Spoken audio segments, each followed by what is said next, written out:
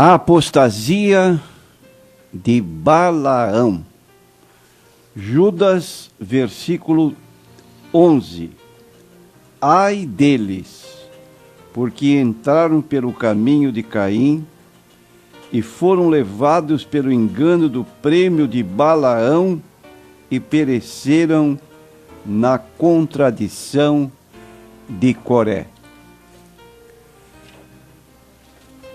O apóstolo Paulo, citando os últimos dias, no capítulo 4 de Mateus e versículo 1, ele diz que o Espírito Santo expressamente avisa que nos últimos tempos apostatariam alguns da fé, dando ouvidos a espíritos enganadores e a doutrinas de demônios, pela hipocrisia de homens que falam mentiras, tendo cauterizada a sua própria consciência. Então a pergunta que levantamos é: o que significa apostasia? O que é um apóstata? Apóstata é aquele que, embora convencido da veracidade da palavra de Deus, não hesita em torcê-la, desde que isso lhe traga ganhos ou notoriedade. É uma pessoa que, intimamente, talvez ela razoe consigo mesma: já vendi minha própria alma ao diabo, não tem mais que pensar, ter escrúpulo em comerciar com as coisas sagradas para obter algum lucro. Deve ter sido mais ou menos isso o que aconteceu com Balaão. Ele não era pessoa que desconhecia a Deus. Ele, apesar de ser um profeta de Deus, ele se tornou um obreiro mercenário por causa do lucro que ele pensava ter agindo contra a vontade de Deus, embora tivesse conhecimento dela. Essa era a característica deste homem, que é chamado na Bíblia como profeta. Era estrangeiro, não fazia parte da nação dos israelitas, possuía um conhecimento, como dissemos, privilegiado de Deus. Como dissemos, tinha inclusive o título de profeta. Todos o procuravam para obter dele conselhos. E ele tinha uma arte singular. Diz o livro de Números 23:11, que o trabalho dele era um trabalho de amaldiçoar. E foi chamado por Balaque, rei, para que viesse amaldiçoar o povo de Deus. E aí está uma situação que a Bíblia nos conta, e tudo que a Bíblia registra fica como aviso solene da parte de Deus, a fim de que não venhamos a cair no mesmo erro que Balaão e outros também caíram. Quero dizer que Balaão, esse nome se tornou proverbial. Tanto é que no capítulo 2 do livro do Apocalipse, há uma mensagem da parte do Senhor Jesus Cristo, recomendando à igreja que tivesse muito cuidado, porque havia no meio da igreja pessoas que seguiam a doutrina de Balaão. E diz então o texto que Balaão ensinava Balaque a lançar tropeços diante dos filhos de Israel, para que comessem dos sacrifícios da idolatria e se prostituíssem. Aí está um homem cuja teologia, podemos assim dizer, era orientar pessoas a se afastar do caminho de Deus. E nos dias que nós estamos vivendo, temos a lamentar que existem tantas chamadas teologias e modismos que foram trazidos da outra América apenas para corromper o povo de Deus.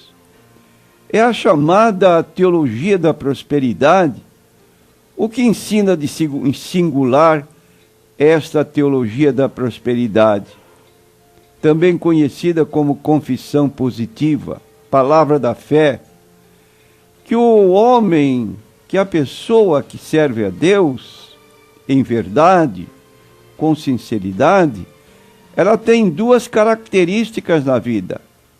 Primeira, ela deve se notabilizar por uma pessoa rica, financeiramente falando. E segundo, ela deve possuir uma saúde de ferro.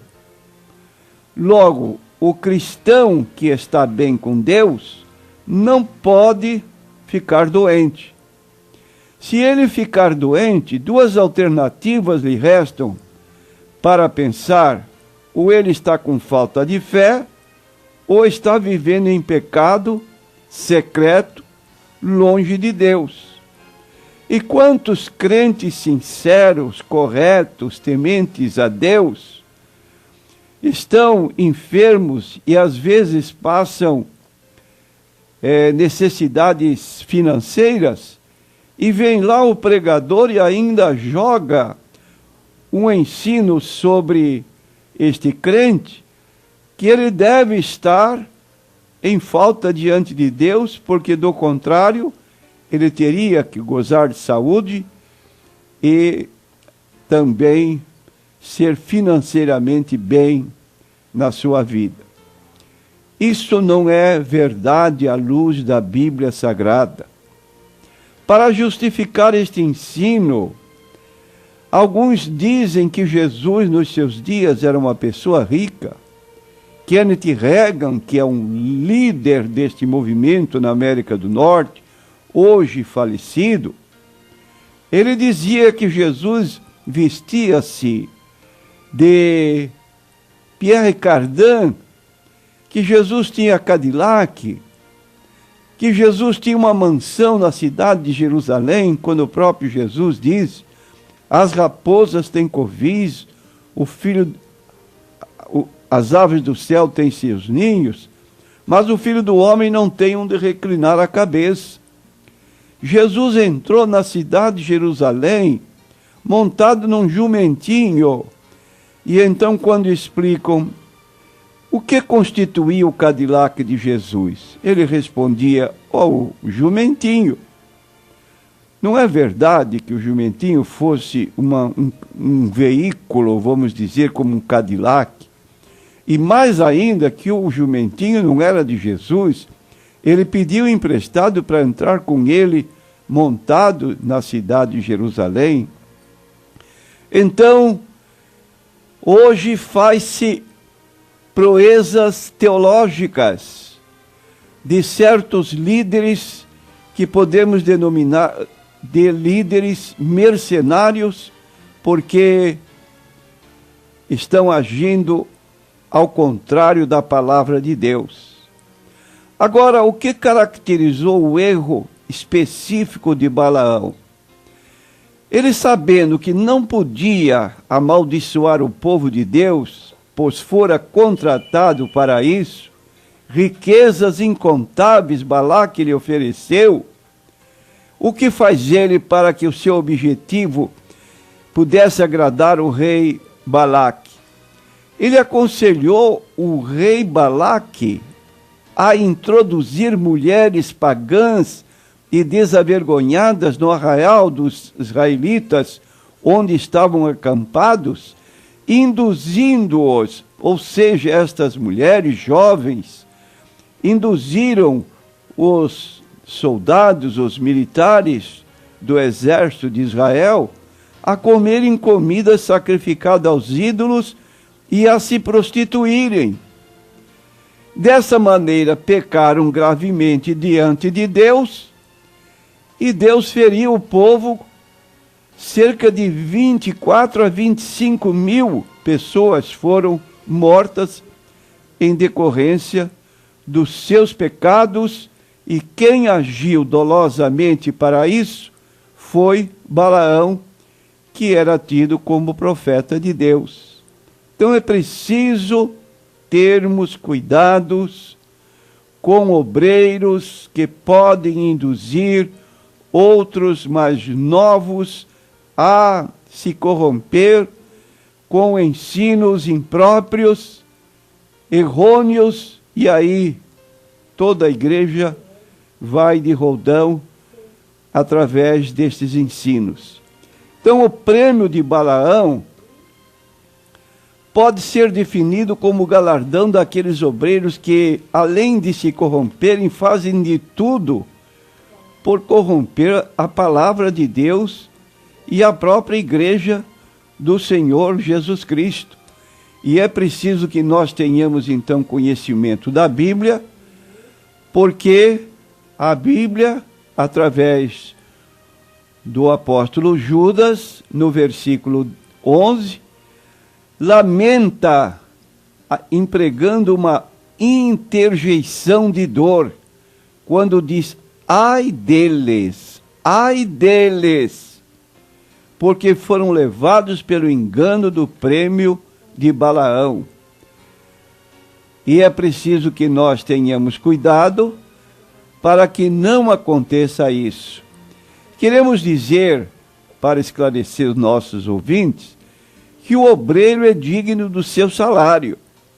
Está em 1 Timóteo, capítulo 5, versículo 18, o apóstolo Paulo declara: digno é o obreiro do seu salário, referindo-se aos líderes da igreja primitiva que estavam em viagens missionárias, trabalhos itinerantes, e podiam então tirar o sustento para suas famílias daquilo que a própria igreja produzia.